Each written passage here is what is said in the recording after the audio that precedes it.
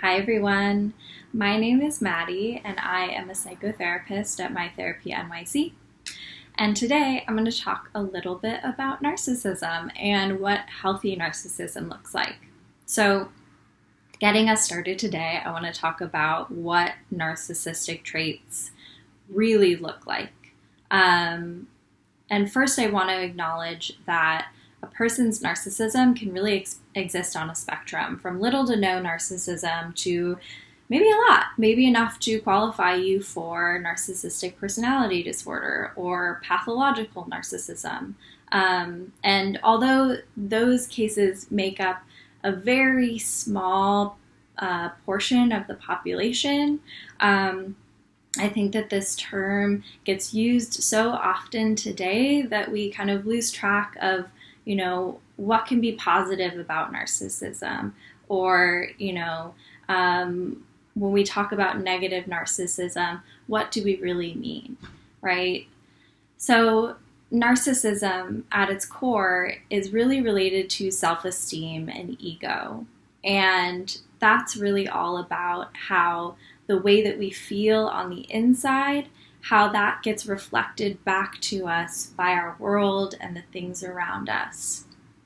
So whether that be our peers, maybe our career success, maybe just our internal sense of skill about things, that all kind of has to do with narcissism, which is kind of a focus on the self, a centering of one's own needs and wants, and the seeking out of ego-supporting inputs. So those things that reflect back to us how we feel on the inside.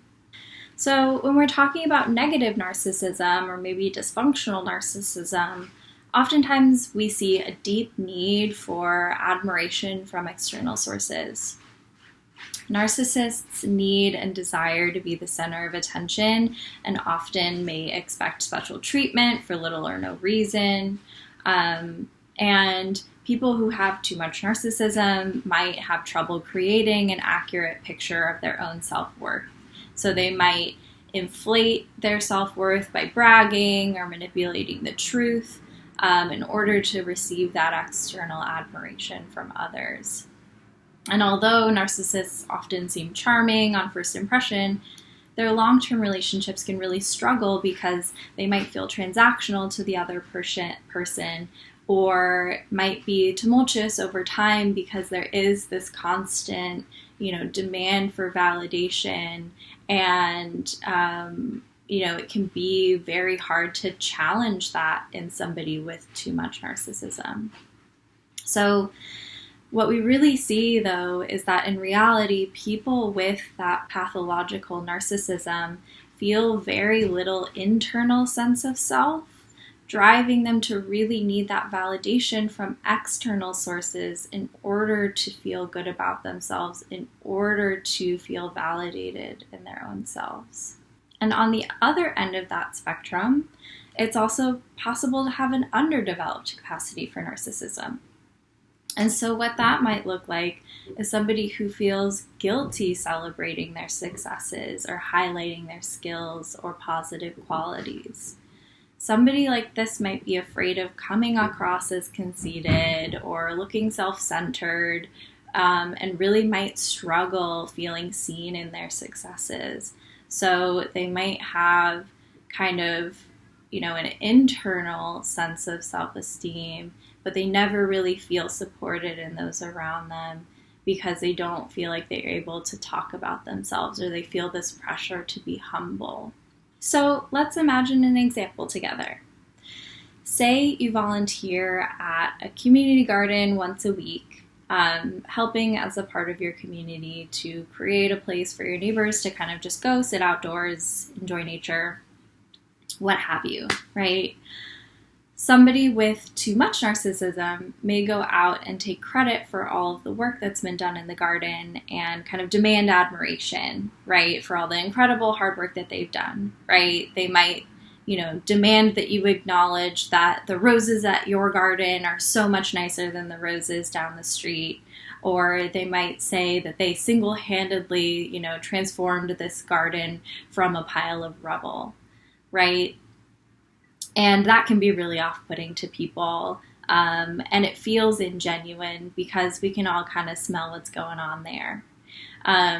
While too little narcissism, somebody with too little narcissism might not even bring up to a close friend that they volunteer at the garden at all, and might even give away credit to somebody else when, they're walking through the garden and the close friend comments on how beautiful the roses look this year, right? In that moment, the person with too little narcissism is missing out on kind of a wonderful connective moment where, they get to feel good about the hard work that they've put in, receive some gratitude from their close friend, and really get to kind of like stop and smell the metaphorical roses of the hard work that they've put in and get to feel good about their good qualities, right? They're somebody who cares about their community. They're somebody who loves to spend time in nature. They're somebody who is great and has a green thumb, right? And those are all qualities that we can really delight in if we give ourselves a chance to connect. So healthy narcissism is about owning your positive qualities, right? It's about being able to take delight in yourself as you move through the world. And people with healthy narcissism, they are able to recognize that maybe they're not the best gardener on the planet, but, they've done a good job this time. The roses are looking beautiful and they are continuing to grow, right? People with healthy narcissism also expect fairness and balance in their relationships. So, when they've done a good job, they expect their friends to congratulate them in a way that feels commensurate with the success, right? They expect their friends to delight in their wins with them, right? And they understand that healthy relationships are built on reciprocity. So not only will their friends delight in their successes with them, but they can delight in their friends' successes as well without diminishing their own sense of self-worth. And so there really is this kind of like secure, in the moment kind of sense of self-worth and gratitude for the skills that you're showing up with today, with the knowledge that you don't have to be perfect, but you can continue to grow.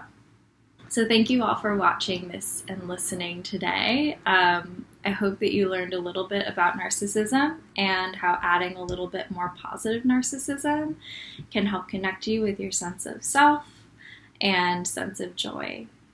And if you like this blog, please leave a comment or question. And if you are hungry for more information, feel free to visit our website, mytherapynyc.com. We have tons of great other blogs and information for you guys to browse through. So thank you so much. Bye.